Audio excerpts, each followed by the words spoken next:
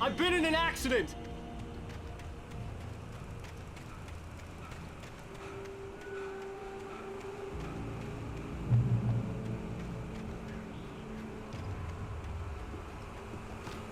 The lights up ahead were a good sign. Maybe I wouldn't have to hike all the way down to the gas station to find a phone.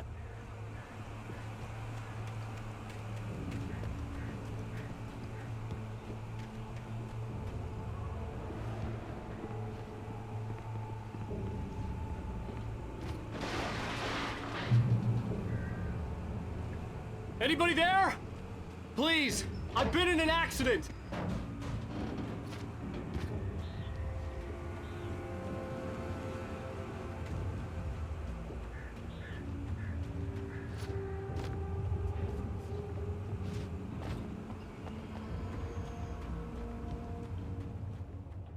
Hey! Hey, you! Phil! There's been an accident! I need help! Listen, I need to... Premium cabins for rent in... Nightfall! Oh, hell. Carl Stuckey. Pleased To meet you. Non-refundable reservation deposit required. Fair and square. Fair and square.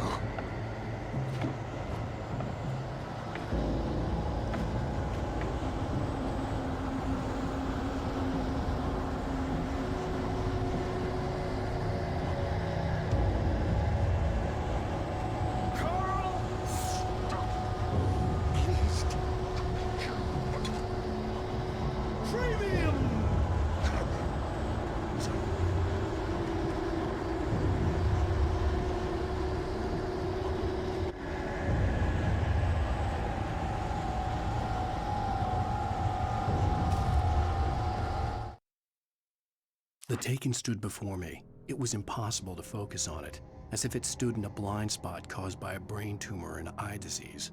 It was bleeding shadows like ink underwater, like a cloud of blood from a shark bite. I was terrified. I squeezed the flashlight like my life depended on it, willing it to stop coming any closer. Suddenly something gave, and the light seemed to shine brighter.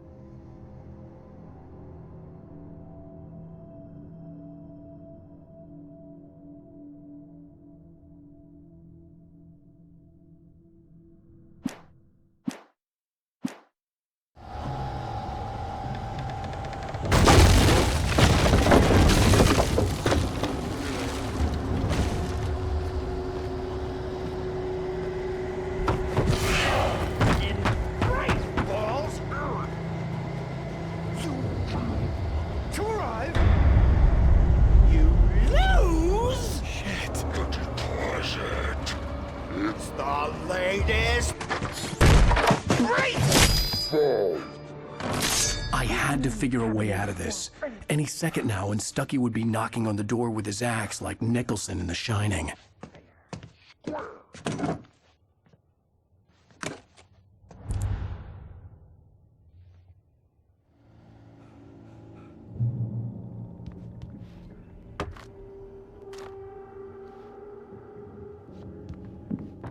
During your recommend trying Walking.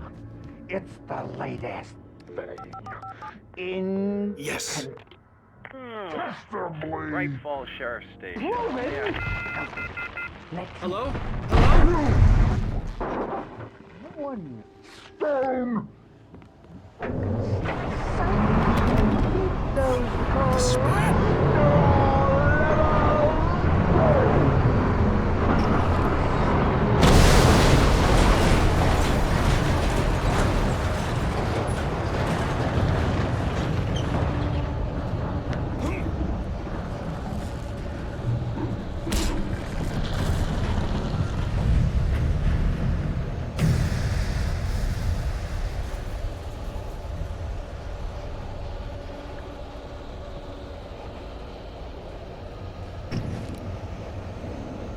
The bulldozer had gone over the cliff with the office. I hoped Stuckey had suffered the same fate, but I wasn't planning on staying to find out.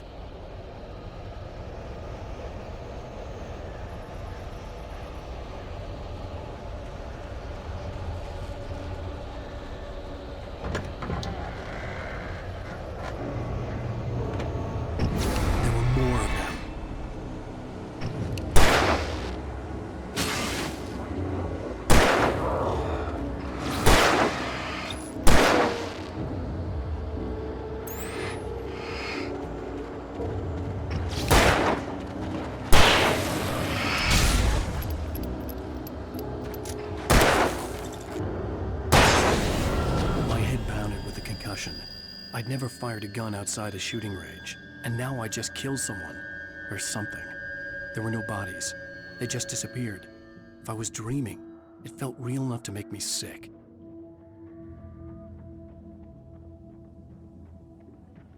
Eerie hand-painted graffiti was revealed by my flashlight. Someone had hidden a chest of supplies near it.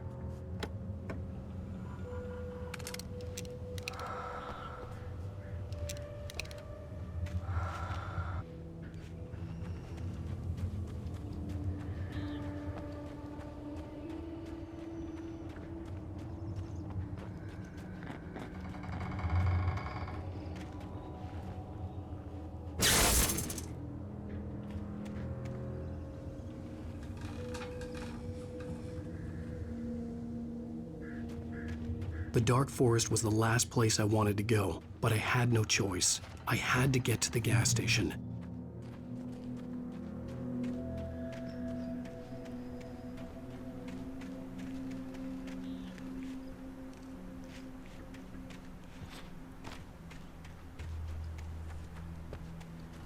It's rabbit season.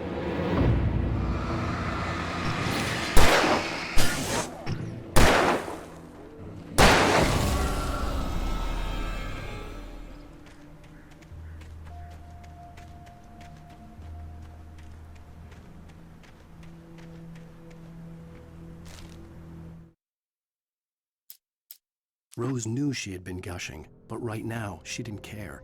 As far as she was concerned, her brief meeting with Alan Wake was literally the high point of her life. She watched as he got in the car with his wife. She was pretty, confident, at ease with Wake. Not like Rose. They were perfect for each other. She'd have given anything to be called their friend.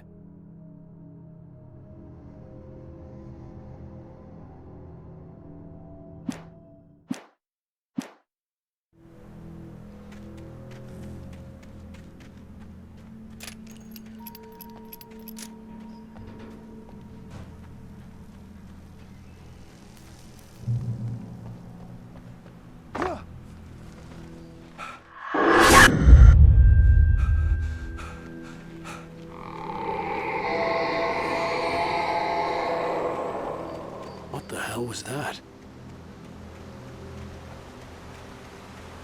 When I saw the river below, something uncoiled itself inside my head. I realized that I'd have to find a way across. I didn't even want to look at the water.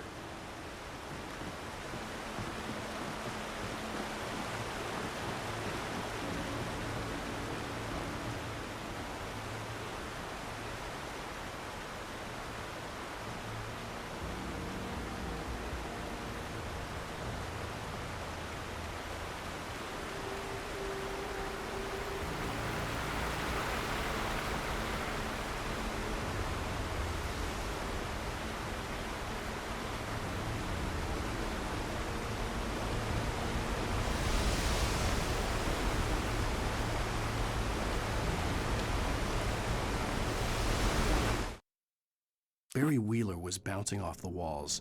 He jumped on a plane after his calls were ignored by both Al and Alice for several days. It could mean that they were both on a second honeymoon, but Barry didn't buy it. Al had been way too unstable for that, not sleeping, messed up. Barry had years of experience dealing with Alan Wake, and he couldn't ignore it. Something was wrong.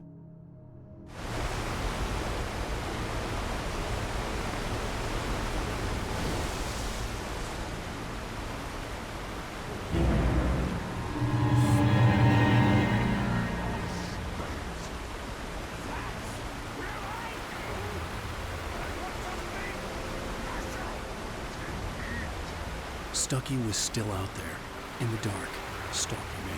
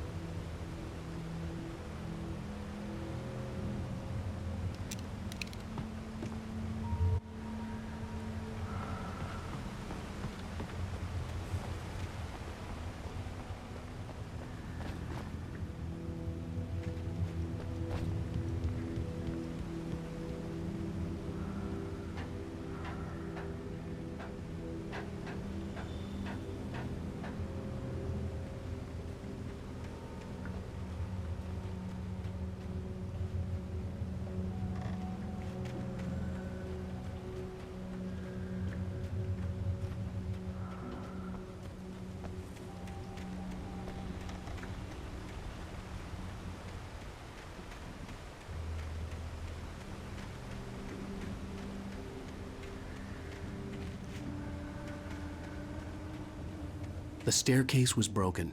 I had to make my way up some other way.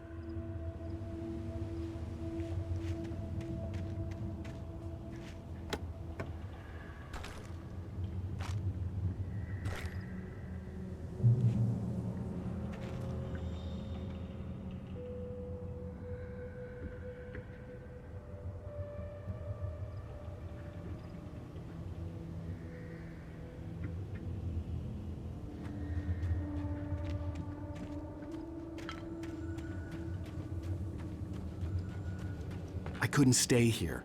There had to be a way to get up there.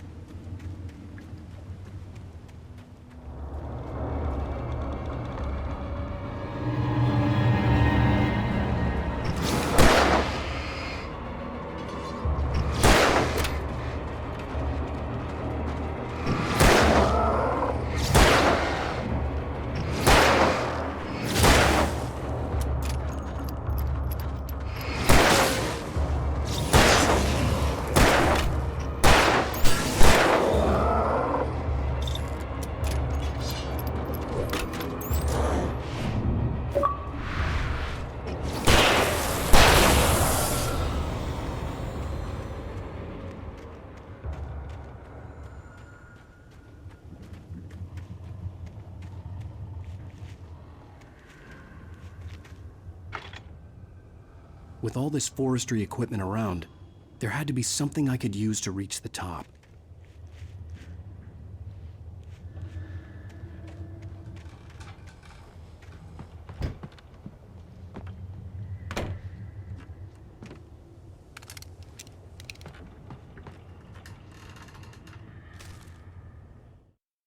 I heard them before I saw them, swooping down from the sky and screeching as they came.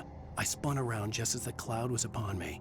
For an instant, I stared into 100 dead eyes, black pearls glittering in the darkness. I raised the flashlight and the swarm exploded like fireworks. Feathers burned, turned into ash. I couldn't hear my scream above theirs.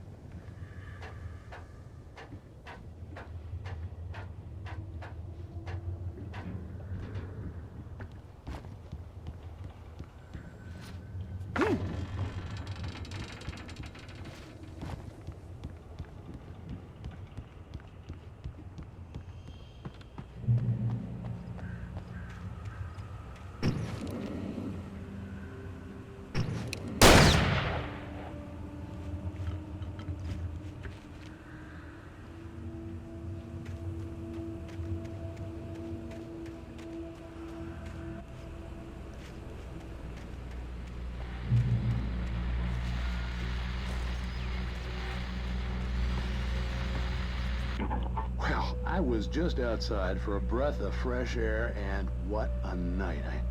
I know most of you are probably in your beds by now, but if you're still up and around, take a moment.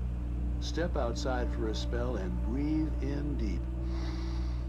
The weather is absolutely still. The sky is crystal clear. It's like the forest is quietly breathing along with you. As you listeners know, I'm a night owl, and it's on nights like this I wish I wasn't cooped up in the studio. Makes an old man like me wish I could just roam wild. But here I am, and who'd keep you company all night long if I weren't?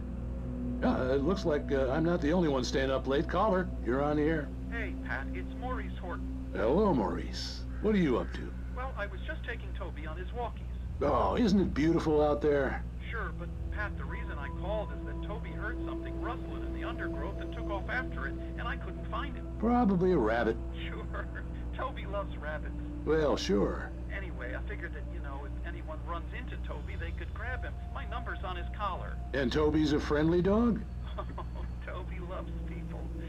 Usually he comes back, but we were pretty far from home, and it sounds like he went pretty wild there. Great dog, but he's just too dumb for his own good. Well, Maurice, it's out there now. Hope Toby comes home soon. Yeah, thanks, Pat. You have a good night now.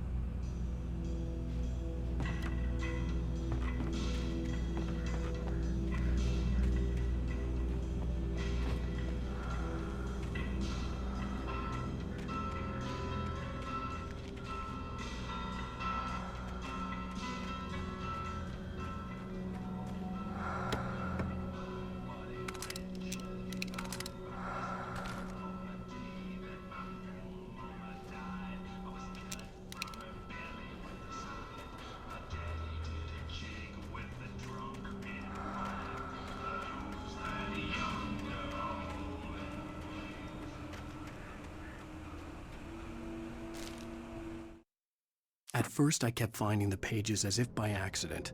The book I couldn't remember was either a terrible and true prophecy or an act of creation that had rewritten the world.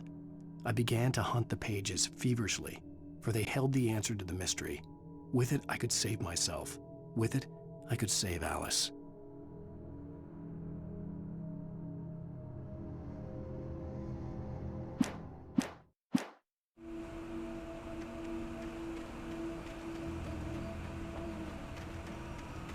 The gas station was closer now, its light welcoming in the darkness.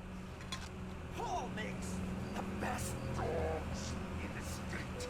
Belly Burster is the best with no contest. Monster Dog is second best. The famous dog is third.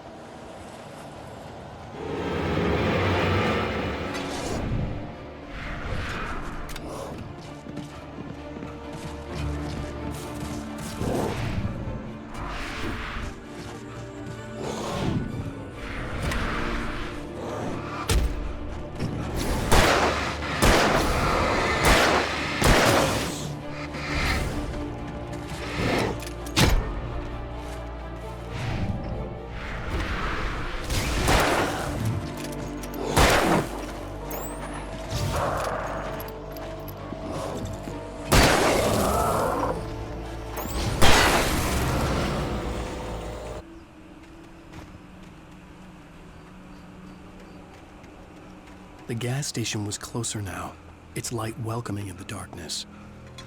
Paul makes the best dogs in the state. Belly Burster is the best with no contest. Monster Dog is second best. The famous dog is third.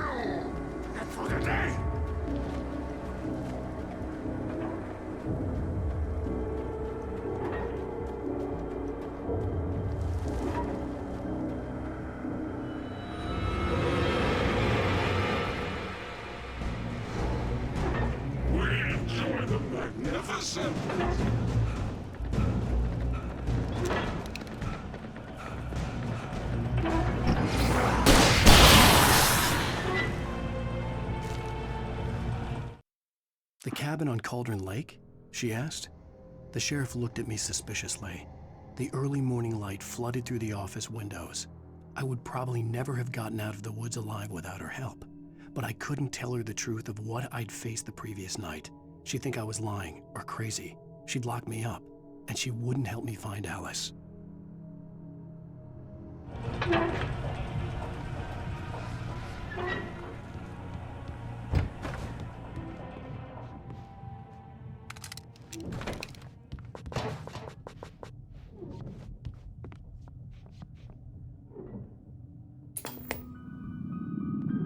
Science.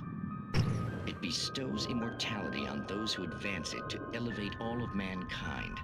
Newton, Einstein, Sagan, princes among men. But the price for such a legacy is steep indeed. In Night Springs. Tonight's episode, a quantum suicide. If our lives are already written, it would take a courageous man to change the script. Having called a press conference, Dr. Barclay Colvin is about to demonstrate that very courage. Ladies and gentlemen of the press, I am Dr. Barclay Colvin, and I'm glad so many of you could join me here at the Moorcock Institute. Tonight, I'm going to give a practical demonstration of the many worlds interpretation. As you can see, this is a loaded 9mm pistol. It shall be part of a thought experiment. And now, a real experiment, known as a quantum suicide. Did he say suicide? Is that a real gun? He's kidding, right? Please, stay calm. There is no risk. Observe what occurs when I place the weapon against my own forehead. Now, you might think this round is merely a dud. Not so. Observe the flower pot. And yet, I myself cannot be harmed with this gun. With each pull of the trigger, two new realities branch off. One in which the weapon didn't fire, and one where it did. With my machine here, I have ensured that this reality is always the former. I have bestowed upon myself quantum immortality. Under no circumstances can this gun kill me. So wait. What you're saying is that every time you pull the trigger, in another reality, you die? Yes, of course, but that's completely trivial. There's an infinite number of things that could happen at any moment, and they always do happen somewhere. The point is, this one thing did not happen here. You're insane, Colvin. Insane? Insane? Hey, was this thing supposed to be plugged in? I stumbled on it. You fools! Gaze upon quantum immortality.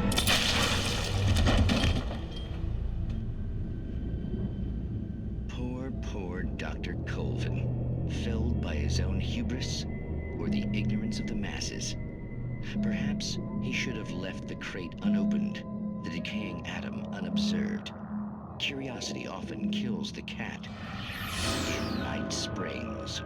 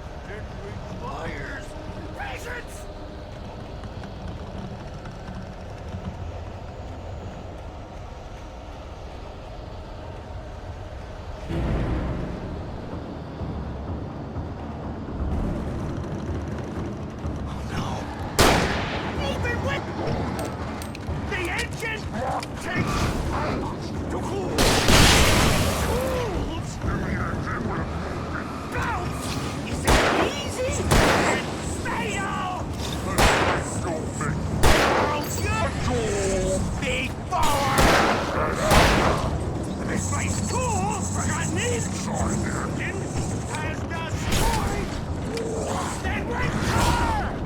You will be the job. Professional!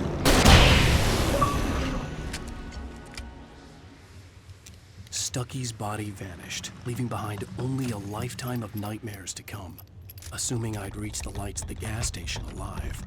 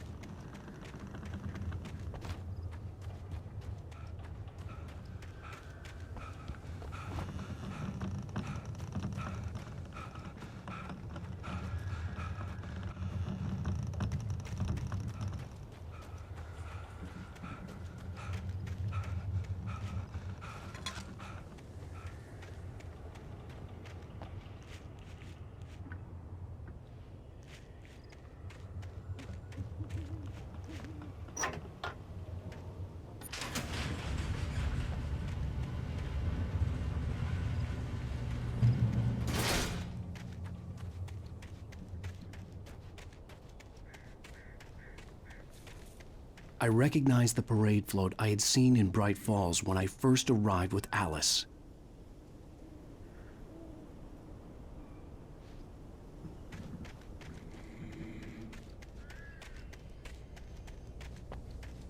After the insanity I had just experienced in the darkness, the lights of the gas station felt comforting. At least for a moment, the sane world reasserted itself. Stucky spat on the garage floor and tried to shake the cobwebs from his head. Ever since the couple never showed to pick up the keys, things had been fuzzy. Something, a feeling, caught his attention. Stucky looked up and stared as his brain tried in vain to process the horror before him. He stumbled back, knocking over a can of oil. A black pool spread across the floor while he struggled for a brief moment, then let go as the unrelenting darkness engulfed him.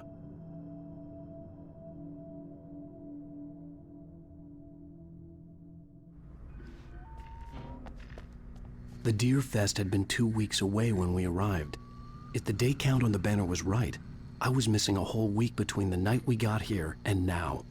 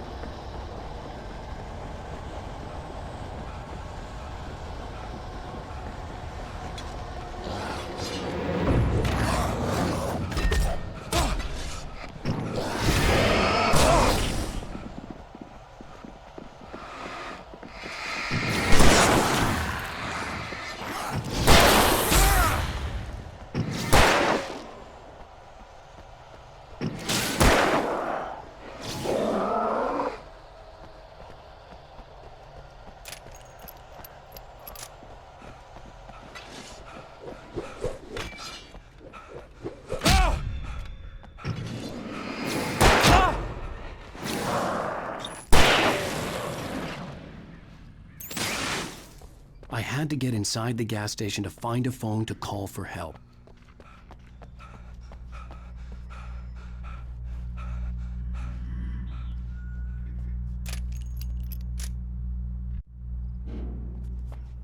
The garage was a mess. It looked like someone had trashed the place, or that there'd been some kind of fight. I'll keep writing. Outside, there's only darkness. Outside the cabin, outside the story, there's only darkness. I can feel her presence in the dark. Just now, I could smell her perfume in the room. I'll reach her, I'll fix it up. I'll bring her back. The story will come true. If I stop, she's lost. I don't believe this. It'd been me on the TV, talking crazy. Was I losing my mind?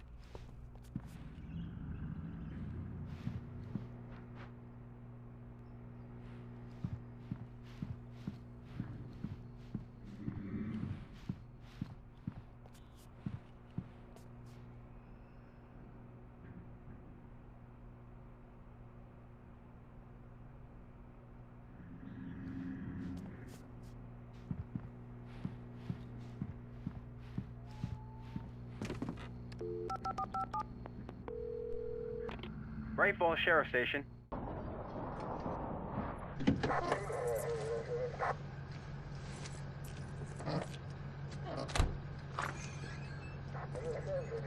Oh, thank God, Sheriff. Sheriff Sarah Breaker. You are... I'm Alan Wake, but listen. I was in a car crash. My wife, Alice, she's missing. Calm down, Mr. Wake. We were staying in a cabin on the island, on Cauldron Lake. There's no island on Cauldron Lake. Not since the big eruption in the 70s. Please, I can take you there, okay? You look like you've taken a pretty bad knock to the head. Are you okay? Listen. We'll figure this out. Please get in the car. We'll swing by the lake and then we'll go to the station, okay? Mr. Wake, have you seen Stucky, the guy who owns this place? I realized I couldn't tell her what had happened in the forest. She wouldn't have believed me. And then she wouldn't have helped me with Alice.